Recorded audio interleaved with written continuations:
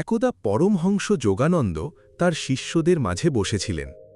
তার চোখ দুটি শান্তিতে বন্ধ ছিল, মন গভীর ধ্যানে মগ্ন। যখন তিনি চোখ খুললেন, তার মুখমণ্ডল এক অলৌকিক দীপ্তিতে উদ্ভাসিত হল। শিষ্যরা জিজ্ঞাসা করলেন, গুরুদেব, আমরা কি করে জানব যে ঈশ্বর আমাদের প্রতি প্রসন্ন? যোগানন্দ হেসে বললেন, ঈশ্বরের ভাষা শব্দ নয়, তা হল প্রতীক। যদি আপনি সতর্ক ও শান্ত থাকেন, তবে সেই সংকেতগুলো পাবেন। ঈশ্বর যখন প্রসন্ন হন, তখন সেই 7টি চিহ্ন অবশ্যই প্রকাশ পাবে।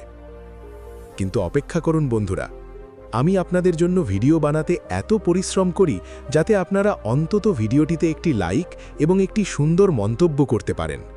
চ্যানেলটি সাবস্ক্রাইব করুন এবং কমেন্টে আমাকে জানান যে আপনারা এই ভিডিওটি কোথা থেকে দেখছেন। চলুন ভিডিওটি দেখা চালিয়ে যাই।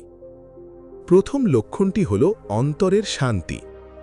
যখন কোনো ব্যক্তি বারবার অনুভব করেন যে সবকিছু ঠিক আছে, এমনকি বাইরে ঝড় উঠলেও বুঝবেন যে ঈশ্বরের কৃপা বর্ষিতা হচ্ছে। বাইরে কেউ আপনাকে বিদ্রূপ করলেও বা পরিস্থিতি আপনার প্রতিকূলে থাকলেও ভেতর থেকে একটি মধুর কণ্ঠ বারবার বলে, শক্ত থাকো, আমি আছি। এই কণ্ঠটি ঈশ্বরের। এই শান্তি কেবল তখনই আসে যখন কোনো উচ্চতর শক্তি আপনার আত্মাকে স্পর্শ করে। প্রায়শই আমরা এই অনুভূতিকে উপেক্ষা করি, কিন্তু এটিই প্রথম এবং সবচেয়ে স্পষ্ট লক্ষণ যে ঈশ্বর আমাদের প্রতি সন্তুষ্ট। দ্বিতীয় লক্ষণটি হল কিছু না চেয়েই তা লাভ করা। যখন আপনার জীবনে এমন কিছু আসতে শুরু করে যা আপনি কখনো চাননি, সঠিক সময়ে সঠিক সাহায্য, একজন ভালো সঙ্গী, একজন পথপ্রদর্শক, সাফল্যের পথ, তখন জানবেন যে এটি আপনার কাজের ফল নয়, এটা সুখের ফল। প্রায়শই মানুষ নিজের কাছে কম প্রত্যাশা করে। তারা ভাবে, আমি তো এটা চাইনি, তাহলে এটা কেন পেলাম? এটাই ঈশ্বরের কৃপা।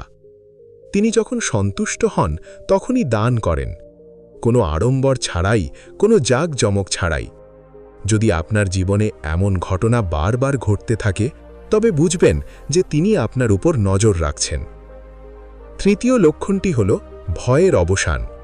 যখন আপনি কঠিন পরিস্থিতিতেও আর ভয় পান না, যখন আপনি ইচ্ছাকৃতভাবে নয় বরং স্বাভাবিকভাবেই নির্ভীক হয়ে ওঠেন, তখন এটি একটি চিহ্ন যে ঈশ্বর আপনার সাথে আছেন। এই নির্ভীকতা অহংকার থেকে আসে না, এটি আসে পরম শক্তির সুরক্ষা থেকে। ঠিক যেমন একটি শিশু তার বাবার সাথে হাঁটে, সে যানবাহন দেখে ভয় পায় না, কারণ সে জানে যে তার বাবা তার শক্তিশালী হাতটি ধরে আছেন। একইভাবে যদি আপনি জাগতিক দুশ্চিন্তা ত্যাগ করেন এবং আত্মবিশ্বাস অনুভব করতে শুরু করেন, তবে বুঝবেন যে ঈশ্বরের ছায়া আপনার উপর রয়েছে।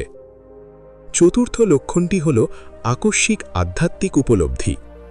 কখনো কখনো আমরা দ্বিধায় থাকি এবং বাইরে কোনো উত্তর খুঁজে পাই না, কিন্তু একদিন হঠাৎ একটি ধারণা আসে, খুব গভীর, খুব স্পষ্ট, এবং সবকিছু পরিষ্কার হয়ে যায়। এটি কোনো সাধারণ চিন্তা নয়, এটি একটি ঐশ্বরিক চিহ্ন। কেবল তখনই এই ধরনের উপলব্ধি আসে যখন আপনার বুদ্ধি আর আপনার নিজের থাকে না, বরং ঈশ্বরের যন্ত্রে পরিণত হয়। এই চিহ্নটি খুব স্পষ্ট। ঈশ্বর বলছেন যে আপনি তার কাছে বিশেষ, তিনি আপনার মাধ্যমেই কাজ করছেন। পঞ্চম চিহ্নটি হল এক অবখ্যাত হাসি। কখনো কখনো কোনো আপাত কারণ ছাড়াই আপনার মন আনন্দিত হয়, আপনার মুখে হাসি ফুটে ওঠে, আপনার হৃদয় আনন্দে গেয়ে ওঠে, এবং আপনি অবাক হয়ে ভাবেন, কি ঘটেছে? এটি শারীরিক নয়, এটি আধ্যাত্মিক। এটি একটি চিহ্ন যে কোনো উচ্চতর শক্তি আপনার ভেতরে কাজ করছে। যখন ঈশ্বর আপনার প্রতি সন্তুষ্ট হন, তখন তিনি আপনার আত্মাকে স্পর্শ করেন, এবং সেই স্পর্শ আনন্দরূপে প্রকাশিত হয়। এটি খুব সূক্ষ্ম। এটি একটি কোমল চিহ্ন, কিন্তু সবচেয়ে সুন্দরও বটে। ষষ্ঠ চিহ্নটি হল মন্দ থেকে স্বতঃস্ফূর্তভাবে দূরে সরে যাওয়া।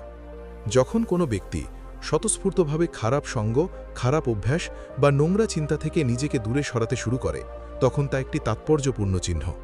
ঈশ্বর যখন কোনো আত্মার প্রতি সন্তুষ্ট হন, তখন তিনি তাকে পরিশুদ্ধ করেন। তিনি তিরস্কার বা ভয় দেখানো ছাড়াই ভেতর থেকে পরিবর্তন আনেন। এবং সেই পরিবর্তন আপনাকে ভেতর থেকে নিজের দিকে আকর্ষণ করতে শুরু করে, মঙ্গলের দিকে। যদি আপনি নিজেকে পবিত্র, শান্তিপূর্ণ এবং মঙ্গলজনক জিনিসের প্রতি আকৃষ্ট হতে দেখেন, তবে জানবেন যে আপনি ঈশ্বরের কৃপায় স্নাত। সপ্তম এবং সবচেয়ে রহস্যময় চিহ্নটি হল প্রার্থনার তাৎক্ষণিক উত্তর। কখনো কখনো আমরা কিছু ভাবি আর তার সমাধান সঙ্গে সঙ্গেই পাওয়া যায়, অথবা কেউ এসে ঠিক সেটাই বলে দেয় যা আমরা ভাবছিলাম। কখনো কখনো আমরা মনে মনে কিছু চাই আর তার সমাধান হঠাৎ করেই হাজির হয়। এটা কোনো কাকতালীয় ঘটনা নয়, এটা একটা সরাসরি ইঙ্গিত যে ঈশ্বর আপনার কথা শুনছেন। আর যদি ঈশ্বর আপনার কথা শোনেন, তার মানে স্পষ্টতই তিনি আপনার প্রতি সন্তুষ্ট। পরমহংস যোগানন্দ বলতেন যে যখন আত্মা ঈশ্বরের সঙ্গে যুক্ত হয়, তখন বাইরের জগৎ অপ্রাসঙ্গিক হয়ে পড়ে, এবং যখন ঈশ্বর সন্তুষ্ট হন, তখন তিনি আত্মাকে জগতের ঊর্ধ্বে তুলে ধরেন। এই 7টি লক্ষণ চিনুন। যদি এগুলো আপনার চেতনায় আসে, তবে বুঝুন যে কোনো এক শক্তি আপনার ভেতরে কাজ করছে। অনেকেই ভাবেন ঈশ্বর কিভাবে সন্তুষ্ট হন, পূজা, উপবাস নাকি মন্দিরে যাওয়ার মাধ্যমে? যোগানন্দ ব্যাখ্যা করেছিলেন যে ঈশ্বর ভক্তির জন্য তৃষ্ণার্ত। আপনি যদি সত্যবাদী, পবিত্র এবং হৃদয় থেকে ঈশ্বরকে ডাকেন, তবে তিনি অবশ্যই শুনবেন। তিনি ছুটে আসেন, ঠিক যেমন একজন মা তার ক্রন্দনরত সন্তানকে আলিঙ্গন করতে ছুটে যান। আপনার প্রকৃত আচরণ, আপনার সেবার মনোভাব, সত্যের প্রতি আপনার নিষ্ঠা, এই সবই ঈশ্বরকে সন্তুষ্ট করে। আর হ্যাঁ, এমনটা ভাববেন না যে আপনার জীবন নিখুঁত হলেই কেবল ঈশ্বর সন্তুষ্ট হন। না, ঈশ্বর সবচেয়ে বেশি সন্তুষ্ট হন যখন আপনি ভেঙে চুরেও সৎ থাকেন, যখন কেউ দেখছে না তবুও আপনি সত্য বলেন, যখন আপনার সবকিছু আছে তবুও আপনি নম্র থাকেন, যখন আপনি প্রত্যাখ্যাত হন তবুও ক্ষমা করেন। এই মুহূর্তগুলোতেই ঈশ্বর আপনাকে পরীক্ষা করেন, এবং যদি আপনি উত্তীর্ণ হন, তিনি আপনাকে তুলে নেন। ঠিক যেমন একজন কৃষক মাঠের সেরা ফসলের যত্ন নেন, তেমনি ঈশ্বরও সেই সব আত্মার যত্ন নেন যারা নিজেদের শুদ্ধ রাখার জন্য সংগ্রাম করে। আর তারপর এই চিহ্নগুলোর মাধ্যমে ঈশ্বর বলেন, আমি তোমার সাথে আছি। কখনো কখনো জীবনে সবকিছু ভুল হয়ে যায়, কিন্তু ভেতর এক অদ্ভুত সাহস থেকে যায়। এই সাহসই ঈশ্বরের উপস্থিতির প্রমাণ। আপনি হয়তো কাউকে বাইরে থেকে দেখতে পান না, কিন্তু কেউ একজন আপনাকে ভেতর থেকে ধরে রেখেছেন। এটাই সেই শক্তি যা যোগানন্দ তার সারা জীবন অনুভব করেছেন, এবং সেই একই শক্তি যা তিনি আমাদের শিখিয়েছেন। ঈশ্বর দূরে নন, তাকে উপলব্ধি করাই কেবল প্রয়োজন। তাই যদি এই 7টি চিহ্নের কোনোটি আপনার জীবনে বারবার দেখা দেয়, তাহলে থামুন, ভাবুন এবং হাসুন, কারণ এর অর্থ হল আপনি একা নন। ঈশ্বর আপনাকে দেখছেন, আপনার প্রতি সন্তুষ্ট, এবং চান আপনি সেই পথেই চলতে থাকুন, শান্তি, বিশ্বাস এবং ভক্তির সহকারে। কিন্তু বন্ধুরা, আমরা আপনাদের জন্য ভিডিও তৈরি করতে এত পরিশ্রম করি যাতে আপনারা অন্তত ভিডিওটিতে একটি লাইক এবং একটি সুন্দর মন্তব্য করতে পারেন। চ্যানেলটি সাবস্ক্রাইব করুন এবং কমেন্টে আমাদের জানান যে আপনারা এই ভিডিওটি কোথা থেকে দেখছেন। চলুন ভিডিওটি দেখা যাক। যেদিন আপনি আপনার অন্তরের কণ্ঠস্বর জানতে পারবেন, সেদিন পৃথিবীটাকে ছোট মনে হবে। পরমহংস যোগানন্দ বলতেন যে ঈশ্বর দূরে নন, তিনি আপনার নিঃশ্বাসের মধ্যেই আছেন। তিনি বলেন, যখন আপনি শান্ত হন, যদি মন বাইরে ঘুরে বেড়ায় তবে আপনি কষ্ট পাবেন, কিন্তু যদি তা ভিতরে ফিরে আসে তবে আপনি পরম শান্তি অনুভব করবেন। এটাই ধ্যানের পথ, অন্তর্মুখী এক যাত্রা। যোগানন্দ বলেন যে ধ্যান হলো আত্মার খাদ্য। যদি আপনি জীবনে কোনো প্রত্যাশা ছাড়াই কাউকে ভালোবাসতে পারেন, তবে বুঝবেন যে ঈশ্বর আপনার ভেতর থেকে হাসছেন। প্রকৃত ভালোবাসা কেবল সেটাই যা শর্তহীন, ঈশ্বরের মতো। তিনি বলতেন যে প্রকৃত ভক্তি হলো সেটাই যেখানে ভক্ত নিজেকে হারিয়ে ফেলে এবং কেবল ঈশ্বরই অবশিষ্ট থাকেন। যখন তুমি নিজেকে বিলীন করে সেই শক্তির সাথে মিশে যাও, তোমার আত্মা আলোকিত হয়ে ওঠে। প্রতিদিন সকালে এই ভেবে জেগে ওঠো যে আজ আমার ঈশ্বর আমার অন্তরে বাস করবেন। আমার প্রতিটি হাসি, আমার প্রতিটি সাহায্য, আমার প্রতিটি প্রার্থনা, সেটাই হবে তার প্রকাশ। পরমহংস যোগানন্দ বলেন যে যদি আপনি প্রতিদিন মাত্র 15 মিনিট খাঁটি হৃদয়ে ঈশ্বরের সঙ্গে কথা বলেন, তবে আপনার পুরো পৃথিবীটাই বদলে যেতে পারে। ঈশ্বরের বাহ্যিক ভাষার প্রয়োজন নেই, প্রয়োজন অনুভূতির ভাষা। জগৎ জয় করার চেয়েও মনকে জয় করা এক মহত্তর কাজ। যিনি নিজের চিন্তা ভাবনাকে নিয়ন্ত্রণ করতে পারেন, তিনি যে কোনো পরিস্থিতি জয় করতে পারেন। কারণ শান্তি বাইরে নয়, বরং মনের অবস্থার মধ্যেই থাকে।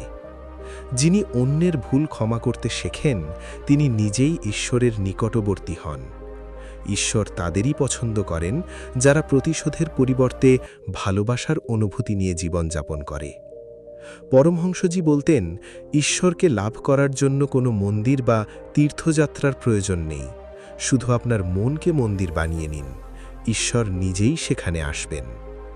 আপনার অন্তরের নির্মল আত্মা ঈশ্বরেরই একটি অংশ। যখন আপনি সেই আত্মাকে অনুভব করতে শুরু করেন, তখন বাইরের কোনো কিছুই ততটা মহান বলে মনে হয় না।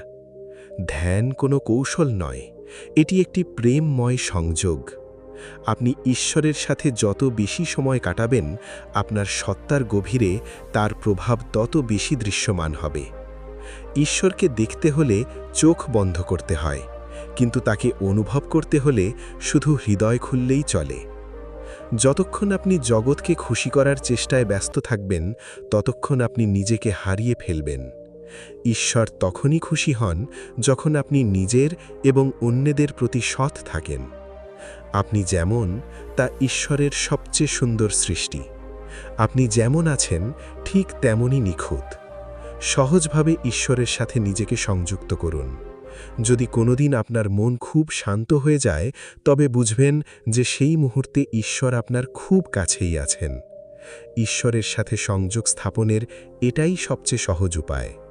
ভালোবাসা, উপাসনা, উপবাস বা আচার অনুষ্ঠান নয়, শুধুমাত্র বিশুদ্ধ ভালোবাসা।